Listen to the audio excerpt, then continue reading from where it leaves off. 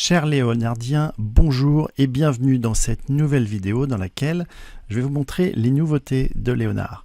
Donc Léonard, je vous rappelle que c'est l'application que j'ai développée et qui vous permet de vous simplifier vos investissements avec une stratégie toute simple, basée sur le momentum, et elle est non seulement toute simple, mais elle est extrêmement efficace. Elle a fait ses preuves depuis des décennies, en plus elle est vraiment logique. Elle consiste tout simplement à investir sur l'actif ou les actifs les plus performants, c'est-à-dire ceux qui font la meilleure performance sur 1, 3 et 6 mois. C'est-à-dire que ça me permet de prendre en compte les événements court terme et quand même un horizon suffisamment long pour ne pas se faire avoir par des effets de marché, par des bruits de marché. Voilà. Donc le Léonard se présente avec différents portefeuilles. Donc c'est vrai qu'il y a près d'une vingtaine de portefeuilles qui sont classés par thématique et l'idée c'est que ça vous permet d'investir sur différentes thématiques en vous mettant par exemple en investissant une partie de votre capital sur le meilleur ETF éligible au PEA, et puis vous pouvez aussi vouloir investir sur des entreprises qui distribuent régulièrement des dividendes comme Hermès, Walmart, etc. et Silor qui est très bien, qui marche très bien en ce moment aussi, des entreprises éthiques ou alors des sociétés technologiques. Ou alors des sociétés, les principales, les entreprises comme les 7 Fantastiques ou les GAFAM, c'est-à-dire Amazon, j'ai mis Tesla aussi, Google, etc. Quelques entreprises chinoises qui sont des entreprises majeures et qui vont continuer à l'être. Sur les crypto-monnaies, si vous voulez investir dans les crypto-monnaies, c'est intéressant de savoir quelle est la crypto qui performe le plus en ce moment. Et plutôt que d'investir sur la crypto qui marche le moins, investir plutôt sur celle qui marche le plus. Ensuite, les sociétés à dividendes, les françaises, pour pouvoir investir sur les dividendes, mais dans le cadre d'un PEA par exemple. Là ici, j'ai une liste d'entreprises qui sont des pépites à surveiller, qui ont des très forts potentiels. Là, on voit ici, on a une action qui est à 769%, voilà, qui est même montée à x20, mais là, le momentum est encore excellent, donc on peut encore la conserver. Voilà, et donc, comme vous pouvez voir, ça fait quand même pas mal de listes. On a les cryptos alternatives, si on veut. Là, on avait le portefeuille des cryptos, les principales cryptos, celles qui sont là pour durer dans le temps, et puis les cryptos qui sont des cryptos aussi avec des forts potentiels. Et ça vous permet de savoir est-ce que c'est vraiment intéressant de les conserver ou pas. Et puis voilà, les pionniers du futur, ça c'est une liste d'actions qui sont aussi à très fort potentiel. Voilà, mais vous pouvez pas investir dans toutes les actions. Donc plutôt que d'investir dans toutes ces actions-là, si vous achetez certaines lettres boursières, ils vont vous recommander d'acheter ces titres-là par exemple. Mais vous voyez, là il y a tous ces titres-là qui sont dans le rouge. Et celles-là, pour moi, je ne rentre pas dedans tant qu'elles sont dans le rouge. Vert bien, rouge pas bien.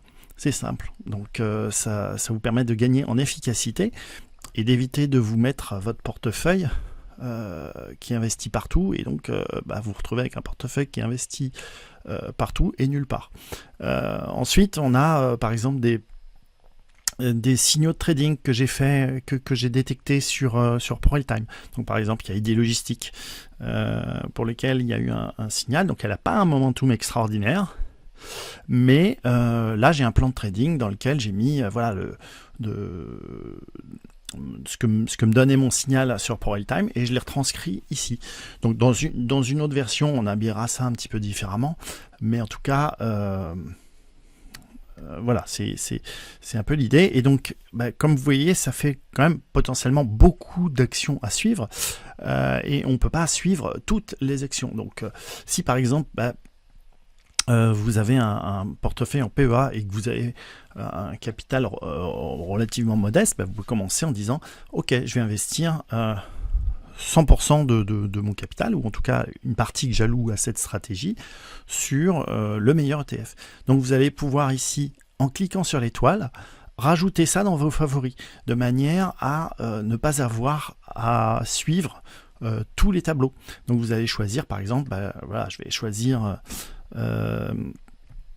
le meilleur ETF pour le PEA. Je vais rajouter, par exemple, Hermès, puisque c'est une aristocrate de dividendes et qui en plus est dans le PEA. Je peux choisir, je vais par exemple choisir Applevin parce qu'elle est en tête. Elle est en tête de ce portefeuille. Je vais prendre un petit peu d'entreprise éthique. Voilà, est-ce que éventuellement, si j'ai un portefeuille, je vais investir peut-être dans un petit peu de crypto. Donc je vais prendre cet ETF là. Et puis, ça me permet d'avoir ici, dans mon tableau, toutes celles que je suis, et je ne vais pas avoir besoin de me basculer dans tous les portefeuilles. D'accord ? Donc je vais par exemple utiliser la stratégie des GAFAM, voilà, et donc investir là-dessus. Cette stratégie, en prenant par exemple uniquement sur ce portefeuille, la meilleure action, et puis une fois par mois, on regarde pas tous les jours, on regarde une fois par mois, ça fait une performance annuelle de 60%, en prenant simplement le meilleur actif des plus grosses capitalisations. Donc c'est quand même assez intéressant. Voilà, et donc ça vous permet de ne pas avoir à vous mettre toutes les listes en portefeuille. Voilà, alors là, évidemment, on est, comme on vient de le mettre dans le portefeuille, l'évolution, il nous indique ça n'a pas bougé, ça n'a pas bougé, ça n'a pas bougé, c'est normal. Si je me mets sur un autre compte, par exemple, où là j'ai mis les actions que je suis en portefeuille, ça vous permet de voir, voilà, par exemple ici, on a l'évolution du momentum. Donc là, par exemple, Rigetti, je suis rentré le 15 janvier à 500, avec un momentum à 560, et aujourd'hui le momentum est à 769. On peut voir l'évolution de la position, donc elle est passée le 15 janvier, elle était en première position et elle reste en première position. On peut voir l'évolution du cours de clôture, donc on a gagné 16% depuis le 15 janvier. Alors j'y suis depuis un petit peu avant sur cette action. Je suis rentré parce que j'en avais acheté vraiment au plus bas. Donc on peut accéder au cours directement depuis là. Et puis vous voyez en noir, on a le niveau de stop loss. On a le niveau du stop loss qui vous permet de dire voilà, si vraiment l'action passe en dessous de ce prix là, il faut vraiment sortir. Et puis pour vous aider, j'ai mis ici des petits commentaires. Donc ici par exemple sur Rigetti, j'explique que c'est une action qui est à fort potentiel. Et c'est une action qui concerne une société qui fait de l'informatique quantique, des ordinateurs quantiques. Donc il y a besoin de beaucoup de puissance pour faire tourner les moteurs d'IA. Et si vous voulez, l'informatique quantique, c'est un petit peu ce que Internet est au Minitel. Voilà, c'est un peu la même, à peu près le même rapport. Voilà, donc là, ici, sur ce compte-là, j'ai mis plusieurs actions. Et je vais vous montrer, par exemple, Hermès, c'est intéressant, vous voyez, qui nous met un petit pouce.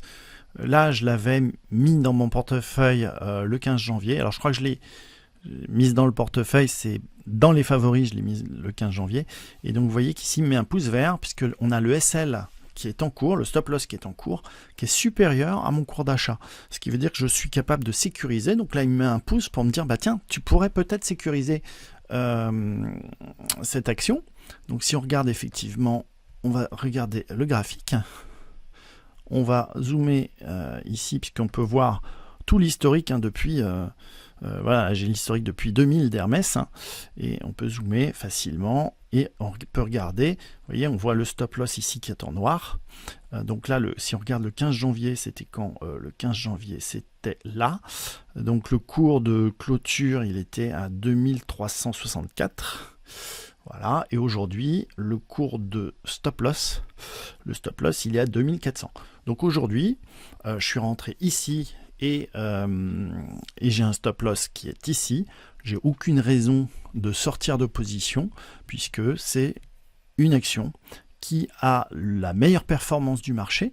Donc peut-être que la performance va baisser, c'est-à-dire qu'elle va continuer à monter peut-être de moins en moins. Donc ce qui va faire baisser le momentum, mais ça ne veut pas dire que le cours va s'effondrer. D'accord ? Surtout que là, on n'est pas sur une crypto-monnaie. Donc là, sur les actions, c'est un très très bon plan de dire, voilà, on prend le meilleur actif et on le maintient tant qu'il est en bonne position. Donc on voit ici l'évolution du momentum. Donc on avait un momentum le 15 janvier à 9,5 et maintenant on a un momentum à 30,5. Donc on a une accélération des cours.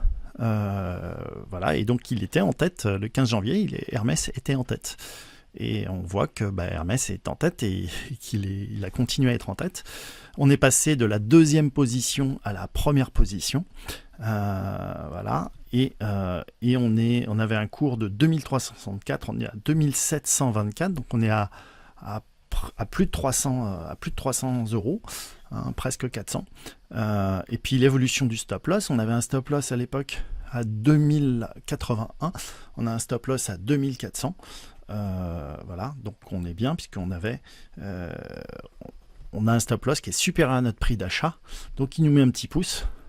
Et puis ici voilà, on voit la performance, on voit le gain potentiel qui apparaît ici de 13,2%. Dans les petites améliorations qu'on a fait aussi, le momentum, on l'a simplifié, c'est-à-dire qu'à partir du moment où on a plus de 10%, on affiche plus de décimales, hein, parce que savoir si c'est 57,1 ou 57,9, on s'en fiche un peu. Donc on va afficher, lorsqu'on est à moins de 10, on va afficher la décimale, mais lorsqu'on est au-dessus de 10, on n'affiche plus de décimale, ça n'a pas franchement d'intérêt. Et à l'inverse, ici, j'ai mis volontairement des actions qui n'étaient pas à mettre en portefeuille, mais je les ai mis pour l'effet démo, en fait, hein, pour montrer. Ici, on a un pouce vers le bas qui nous dit, tiens, Alstom, là, il faudrait vraiment sortir. Voilà, puisqu'on a un SL qui est en cours, qui est supérieur au cours actuel. Hein. Donc, si on va regarder le cours d'Alstom, voilà, je clique ici pour accéder au graphique, et on va zoomer. Voilà, et vous voyez que le cours de clôture, là on a, alors c'est faible, hein, on a le stop loss qui est ici, et on a le cours de clôture qui est en dessous. Donc celle-là, clairement, il n'y a pas de raison de la conserver en stock, hein, si on en avait. Voilà, et puis j'en ai pris des pires, par exemple, j'avais reçu une lettre boursière qui disait « Ah là là, Dell, c'est le futur ». Alors ok, c'est peut-être le futur. Mais là, moi, quand je vois ça, je sais pas vous, hein, vous pouvez me le dire en commentaire, est-ce que vous achetez Dell dans cette config? Moi non, je suis désolé, là pour moi, on est en dessous de toutes les moyennes mobiles, donc ok, Dell, ça va sûrement cartonner parce que il y a un projet d'intelligence artificielle avec Dell, mais dans la config actuelle, ça sent pas bon. Voilà, d'ailleurs je crois que j'avais mis un petit commentaire j'avais mis un petit commentaire sur Dell. Voilà, il y a un gros projet d'IA avec Elon Musk et Dell, donc c'était ça dont parlait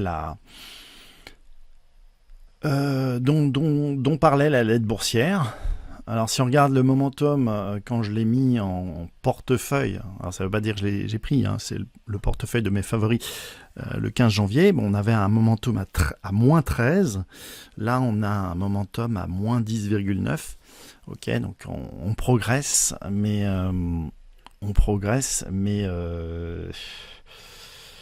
c'est pas, voilà, pour moi, c'est carrément pas le moment de rentrer sur Dell. Et je préfère attendre. Et la payer plus cher, mais la payer à un moment où elle est dans un momentum favorable. Voilà, les lettres boursières, il y a des lettres boursières qui sont bien.